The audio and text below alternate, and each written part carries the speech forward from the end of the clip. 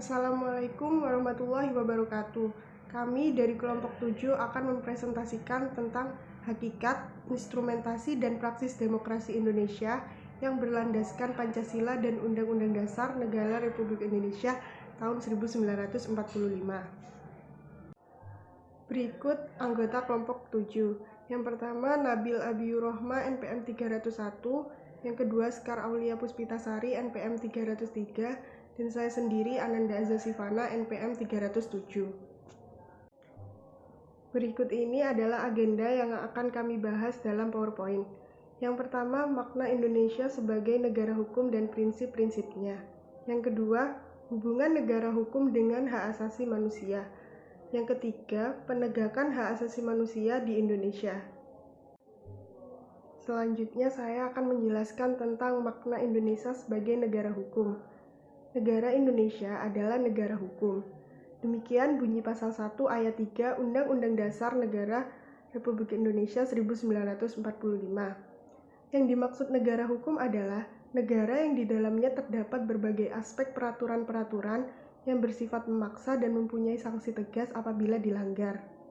Maka, arti Indonesia sebagai negara hukum adalah segala aspek kehidupan di wilayah Negara Kesatuan Republik Indonesia harus didasarkan pada hukum, dan segala produk perundang-undangan serta turunannya yang berlaku di wilayah NKRI. Negara hukum sendiri berdiri di atas hukum yang menjamin keadilan bagi seluruh warga negaranya. Untuk Indonesia, negara hukum didasarkan pada nilai-nilai Pancasila yang merupakan pandangan hidup bangsa dan sumber dari segala sumber hukum. Prinsip negara hukum di Indonesia. Yang pertama, kedaulatan rakyat atau prinsip demokrasi. Hal ini tampak pada pembukaan Undang-Undang Dasar 1945 yang berbunyi kerakyatan yang dipimpin oleh hikmat kebijaksanaan dalam permusyawaratan perwakilan, dan pasal 1A ayat 2 Undang-Undang Dasar 1945, kedaulatan berada di tangan rakyat dan dilaksanakan menurut Undang-Undang Dasar. Yang kedua, ada hukum bertujuan untuk melindungi segenap bangsa dan seluruh tumpah darah Indonesia, memajukan kesejahteraan umum, mencerdaskan kehidupan bangsa, dan ikut melaksanakan ketertiban dunia berdasarkan kemerdekaan, perdamaian abadi, dan keadilan sosial. Dan yang ketiga, sistem konstitusional, yaitu Undang-Undang Dasar 1945 dan peraturan perundang-undangan di bawahnya membentuk kesatuan sistem hukum. Yang keempat, ada norma hukumnya bersumber pada Pancasila sebagai dasar dan adanya hierarki jenjang norma hukum. Yang kelima, prinsip persamaan kedudukan dalam hukum dan pemerintah, yaitu pasal 27A ayat 1 Undang-Undang Dasar 1945. Selanjutnya yang keenam, kekuasaan kehakiman yang bebas dari kekuasaan lain atau eksekutif.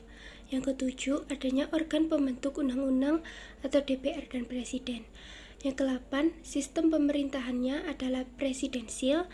Dan yang kesembilan, adanya jaminan akan hak asasi manusia dan kewajiban dasar manusia pada pasal 28A sampai 28C Undang-Undang Dasar 1945. Hubungan negara dengan HAM. HAM dan hukum bagaikan mata uang yang memiliki dua sisi yang tidak dapat dipisahkan. Hukum sebagai batasan-batasan dan sebagai pengawal HAM yang dapat merealisasikan perwujudan keadilan dari HAM. Hukum sebagai alat yang mengatur HAM untuk mendapatkan hak yang sama, dan HAM harus dipertahankan. Karena ciri negara kita ialah negara hukum yang menjamin adanya hukum dengan tujuan untuk melindungi hak asasi warga negaranya. Hubungan hukum dan HAM ini sangat berkaitan karena segala perilaku kehidupan manusia di suatu negara selalu berdasarkan kepada hukum tersebut. Hubungan negara hukum dengan HAM. Hubungan negara hukum dan hak asasi manusia. Perumusan ciri-ciri negara hukum yang dilakukan oleh F.J. Stahi yang kemudian ditinjau ulang oleh International Commission of Jurists pada konferensi yang diselenggarakan di Bangkok tahun 1965 yang memberikan ciri-ciri. 1. Perlindungan konstitusional, artinya selain menjamin hak-hak individu, konstitusi harus pula menentukan cara prosedural untuk memperoleh perlindungan atas hak-hak yang dijamin. 2. Badan kehakiman yang bebas dan tidak memihak. 3. Pemilihan umum yang bebas. 4. Kebebasan menyatakan pendapat. 5. Kebebasan berserikat atau berorganisasi dan berposisi. 6. Pendidikan kewarganegaraan. Penegakan HAM di Indonesia. Upaya penegakan HAM yang pertama dilakukan melalui undang-undang yang mencantumkan instrumen HAM. Undang-undang merupakan peraturan hukum yang harus ditaati di Indonesia.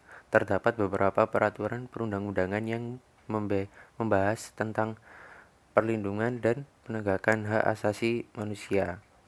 Undang-Undang 1945 pasal 27 sampai 34 mengatur segala jenis hak-hak warga negara dalam segala aspek seperti hak untuk hidup, hak mendapat pendidikan, hak memeluk agama dan keyakinan, hak atas kebebasan berpendapat, hak untuk berkeluarga, dan lain sebagainya.